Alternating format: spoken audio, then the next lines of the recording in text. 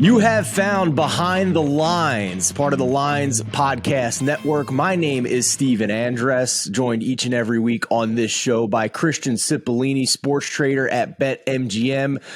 The NFL regular season is over. It is playoff time. In this episode, we are going to look back at the final week of the regular season, the biggest public wins, the biggest public losses. We will also look ahead to Wildcard weekend, the opening lines, the early week lines at BetMGM. We will reset Super Bowl futures to give you an idea of where the book sees liability, where the book sees the toughest and best teams going into this postseason. But first, Christian, it's not Monday Night Football in the NFL, but we do have Monday Night Football, the college football national championship game, my friend. We're not quite done with this long weekend of football yet. Yeah, no, perfect. Now, after a nice Sunday football, we get the national championship. So, yeah, great few days here for football. Yeah, let's talk about that just real briefly here before we get into the NFL wildcard weekend. TCU, the number 3 team in the college football playoff against Georgia. This one at SoFi Stadium in Los Angeles, so a neutral field. If I'm not mistaken, you guys have this as a 13-point spread, Georgia the favorite, which would be the biggest spread in college football national championship game history.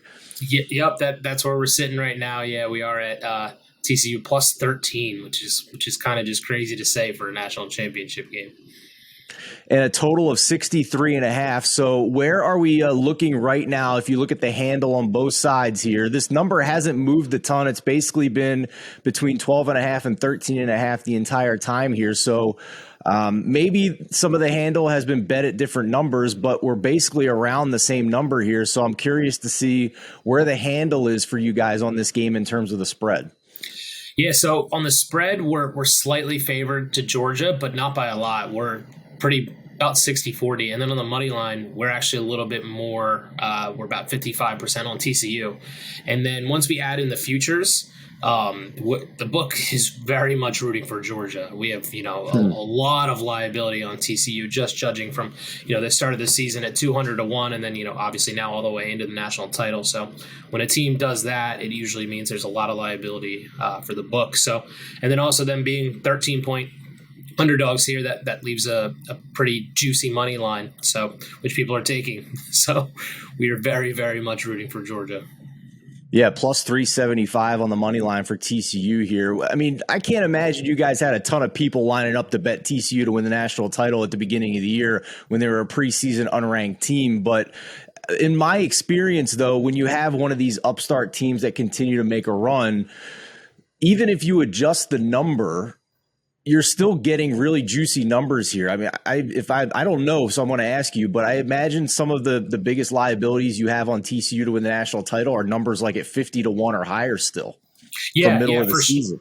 For sure. It's a lot of, sometimes it can be just like a lot smaller-ish bets that we're just peppering it at 200-1, and that really does start to build up the liability because, just a little bet there is to win thousands, and, they add up, especially throughout the season goes. As TCU was just kept winning, we kept getting little bets here and there, and they definitely really add up over time.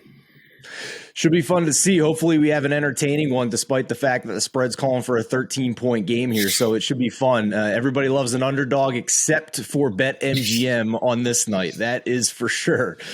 All right, let's switch gears here. Let's talk NFL wildcard weekend here. Before we get into the opening lines at BetMGM for the 6 games, let's look at the final week of the regular season, Christian. It was a pretty entertaining final week of the year. I can't imagine how boring it would have been if it was the old 6 teams make it in each conference and all the 7 seed scenarios would not have even mattered. So what overall, public win or public loss for the book in week 18? Public loss, but not like a huge one. There was a couple that went their way. We had a couple games also that just almost took.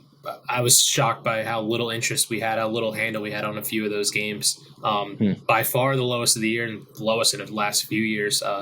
Texans, Colts, no one was interested. Panthers, Saints, no one was interested. So we didn't take much money on those games.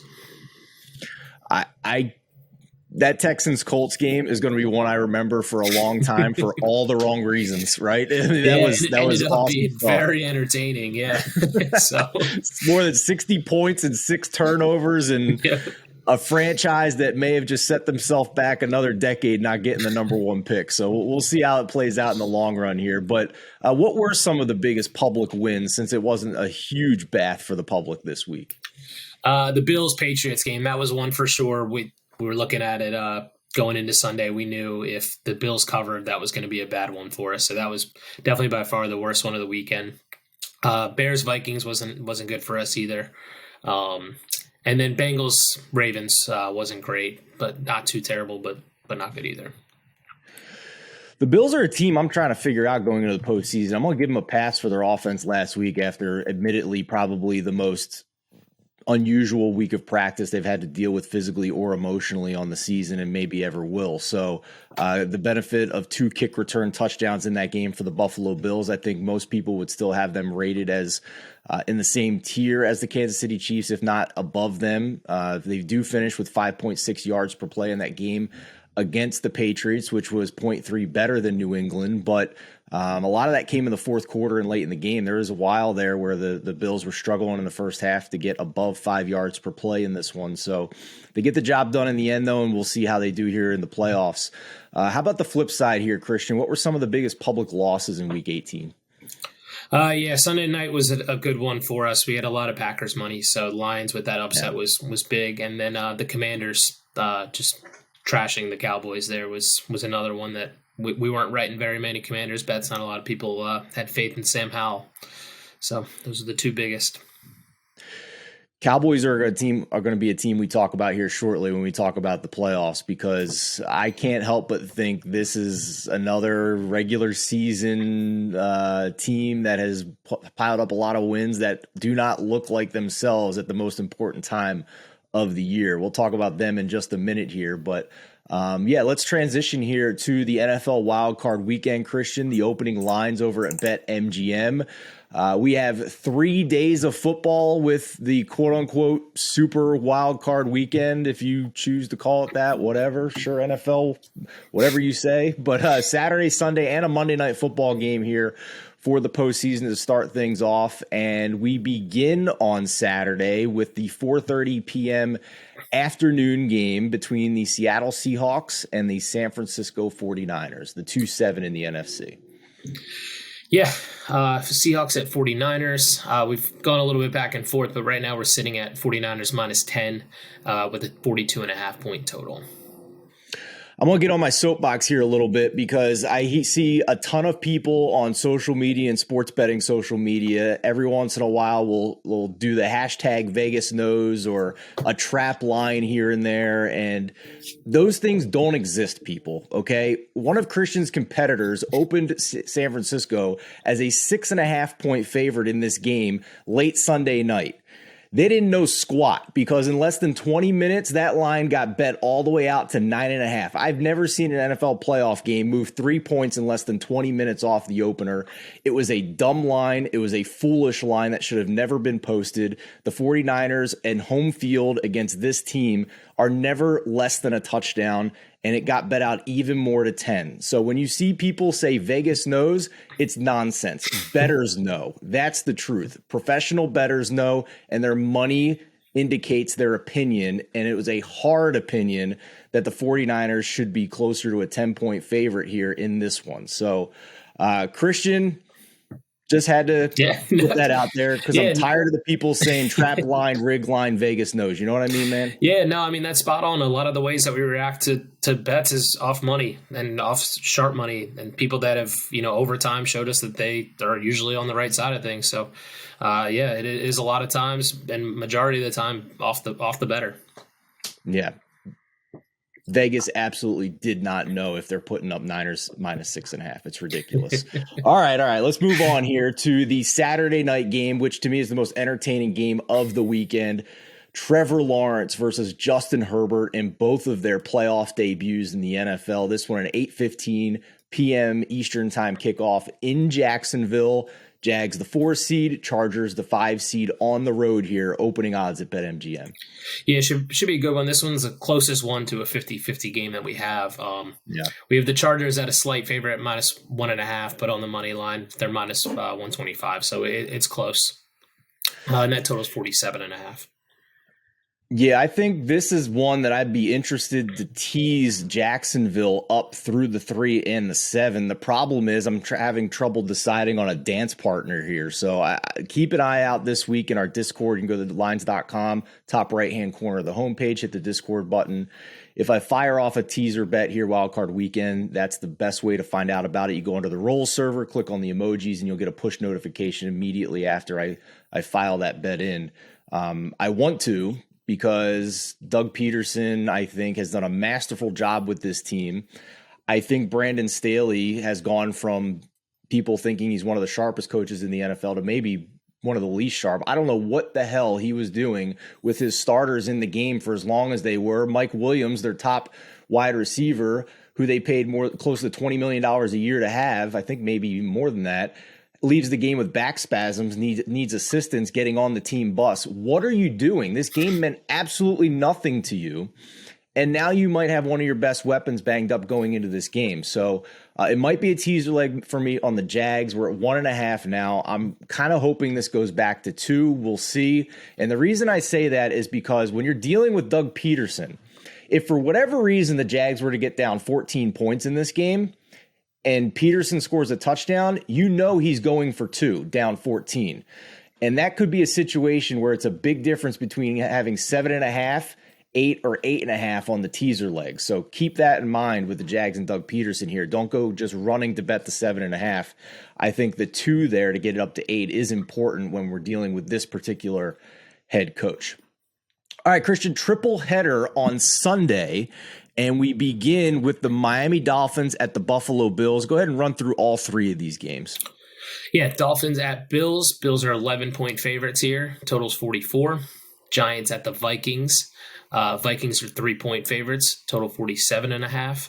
And last one is Ravens Bengals on Sunday night. Bengals are 6.5-point favorites. Total 43.5. That Bengals line in particular, I want to ask you about because Lamar Jackson hasn't even returned to practice yet. I think if he does practice on Wednesday, this line probably moves towards the Ravens. Is this an in-between line for you guys? How are you guys gauging this line based on what's going on with Lamar Jackson?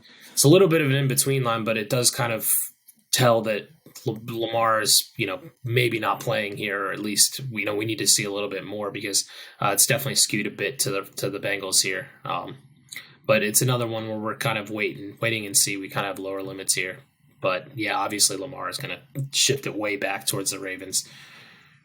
If you guys think Lamar Jackson matters, for what it's worth, ESPN did put out an article yesterday saying that there's quote unquote a strong chance Lamar Jackson returns for the postseason. I'm not sure how much that matters, but Christian, if you just said that this line is skewed more towards Lamar not playing and people want to capitalize on that and maybe get a good number here on the Ravens at plus 6.5, if he does play, this is what, 4.5, 4? Yeah, probably something like that. Yep.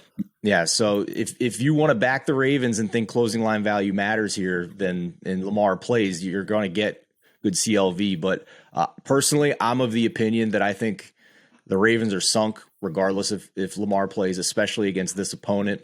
I think the Bengals are one of the most difficult teams to defend in the NFL with all of the weapons they have at wide receiver and at running back. And obviously Joe Burrow is a fantastic young quarterback. So I will actually be looking for the best price on some exactas for Cincinnati in the Super Bowl paired up with an NFC team. You can stay tuned to the Megapod this week to let you know where I fall on that. But I'll be shopping around here for some of those Super Bowl exactas to find an NFC team to pair up with the Cincinnati Bengals. Monday Night Football Wildcard Weekend, Christian. This, to me, is the most interesting line of the entire weekend. Dallas, the 5 seed with 12 wins on the road against a below 500 team in the Tampa Bay Buccaneers. Admittedly, they pulled all their starters in the second half against the Falcons, but I've said my piece on Twitter about division winners getting home playoff games, despite the fact that 11 of your 17 games are outside the division. But 2 teams that I think are going in different directions here, both from a productivity standpoint and also health for Tampa Bay. So this is not the line I expected to see. maybe this time last week when these two teams played this week. But let us know, where are we at here on the opener? Dallas is 3-point favorites here on the road and a 44.5-point total. Now, truth serum, Christian, if this game was played a week ago, 2 weeks ago, is this line Dallas -3, or is it more than that? It's probably more than that, yeah. I mean, also judging by a lot of how the Bucks have been playing also, yeah, I'd say it was probably more than that. It's definitely come in a bit here. And you talk about a under 500 team here. I'm pretty sure that every time an under 500 team has made it to the playoffs and hosted a game, I'm pretty sure they have won. Yeah, I've seen that stat thrown around as well. At worst, they have a very strong record overall.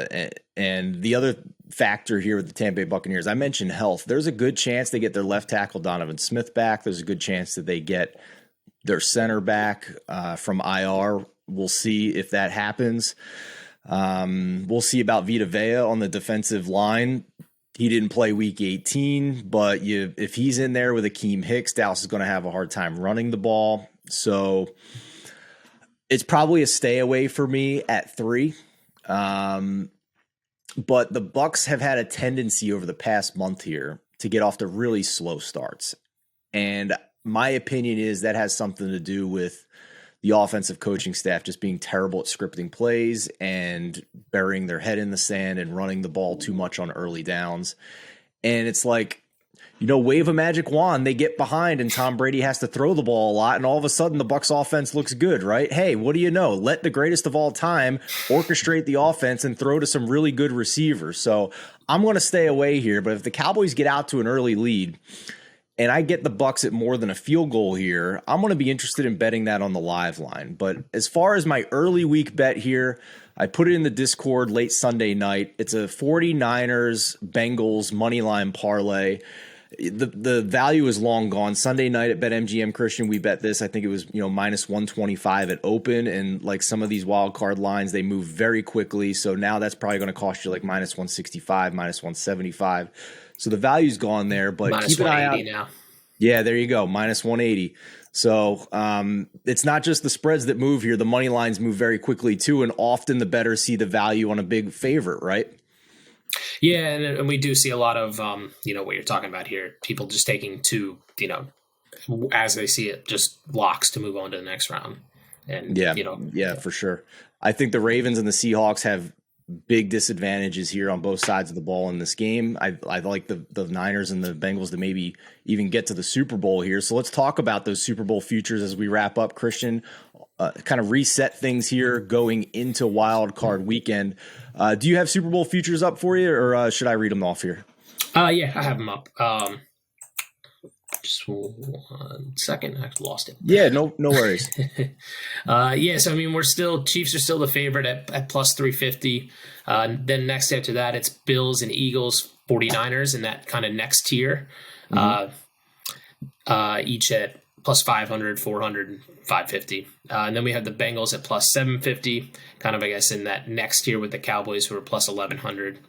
And then we kind of have this tier of people that we don't really have a good chance of, and that's Chargers, Bucks, Vikings, and then we get into Ravens, Jags, Dolphins, Seahawks, Giants, who are the big long shots here. Yeah, Chargers to Ravens between 25 to 40 to 1, Jags and everybody else 50 to 1 or longer in the postseason. I don't see any value in these long shots that are 25 to 1 or longer. I think the three teams at the top of the AFC are the cream of the crop with the Chiefs, Bills, and Bengals. What's interesting to me, though, is really two things, I guess. The Chiefs have become the favorite now because they got the 1 seed, right?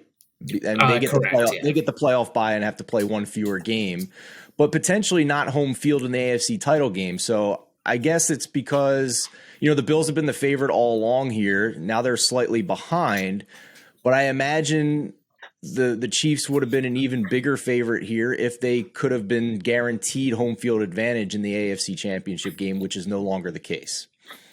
Yeah, a little bit. So, I mean, the bye is obviously pretty significant. You just don't have to play an extra game on that neutral venue. Yeah, now it does shorten the two up, especially if it will be Bills Chiefs, which is a game that it's going to be pretty much a toss-up anyway. So it would be interesting if it does happen. I'm interested to see what the line would be in that case. I think it would go slightly to the Chiefs, but it'd probably be pretty close to a pick 'em.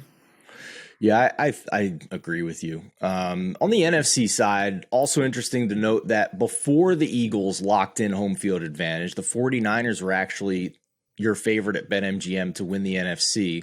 Now looking at Super Bowl futures, they're slightly behind. Eagles at plus 500, 49ers at plus 550. Again, because the Eagles have the bye and one fewer playoff game, even though the Niners are double-digit favorites in the wild card round.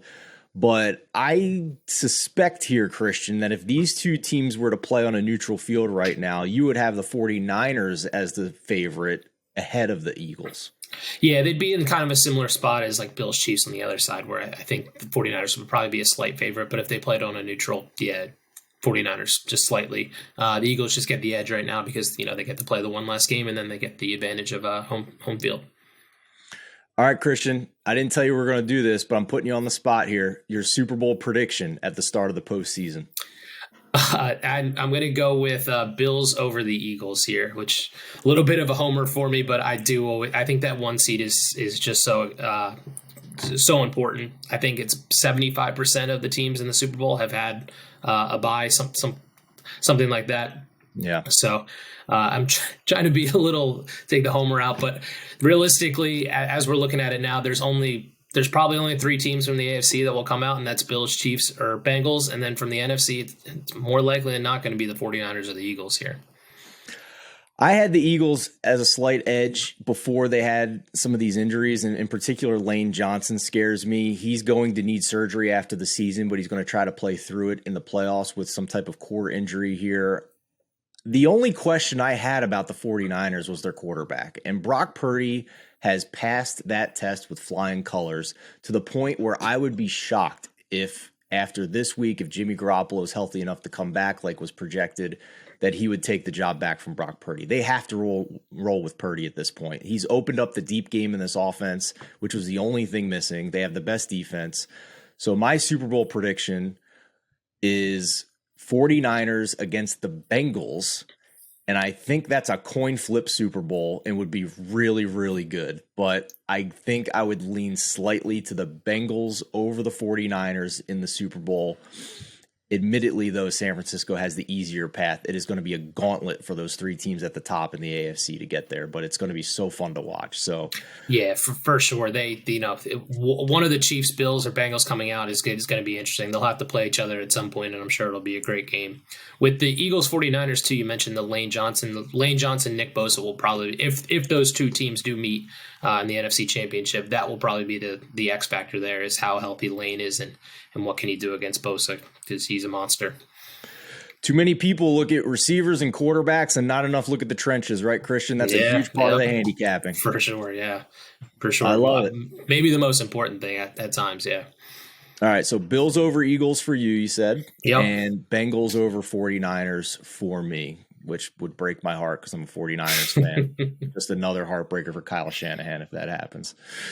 All right, everybody, thank you so much for watching. As always, everything is free on TheLines.com. Go over there if you're in the state of Ohio. Get the awesome new sign-up promo from BetMGM. You can go to lines.com/Ohio. And if you're in any other legal betting state, don't have a BetMGM account right now, you can do the same at the under the nav bar on TheLines.com. Get the awesome sign-up bonus code from BetMGM.